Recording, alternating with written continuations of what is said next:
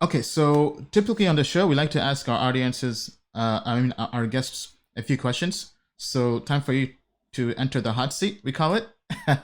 so, so the first question is, what three books have changed your life?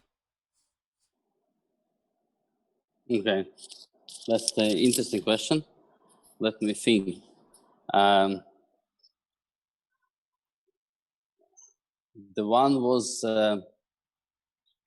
written by my professor in the university called Capitalism for People by Luigi Zingales.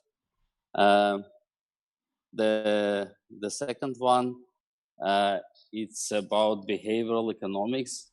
Um, uh, and the third one,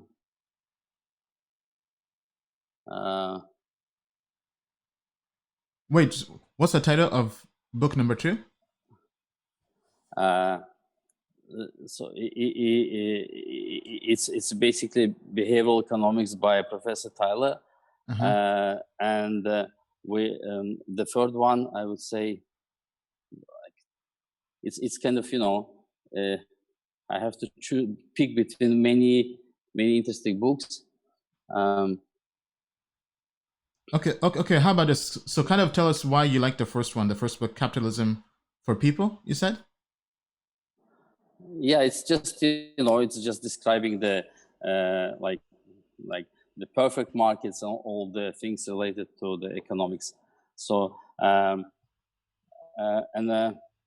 So what's your view on capitalism right now? Because the world is kind of getting very, very angry with entrepreneurs and people making lots of wealth like Bezos and others. So kind of what's your take between, I mean, obviously not to get too controversial or into politics, but in terms of capitalism and how and kind of why you think it's a good way to kind of build economies.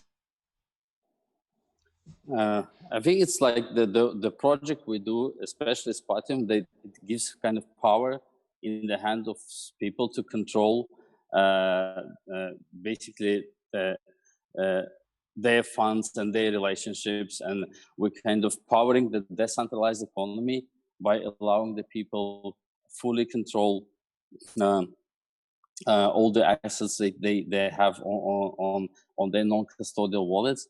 So I think this is like the big contribution for our side to actually make something easy to use and accessible for everyone.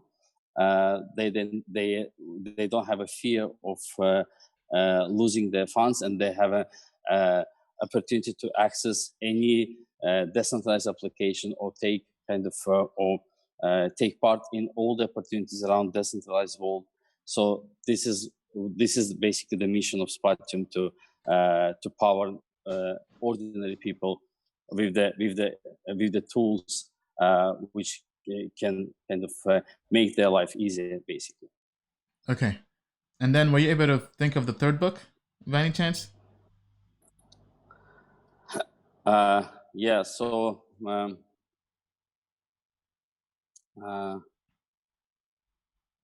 Too many good books. yeah. Uh, So okay. the No third worries. one could be the one I actually start reading. It's about entrepreneurial journey, and it's how to be a successful entrepreneur. So I just want to remember the name. I think it was uh,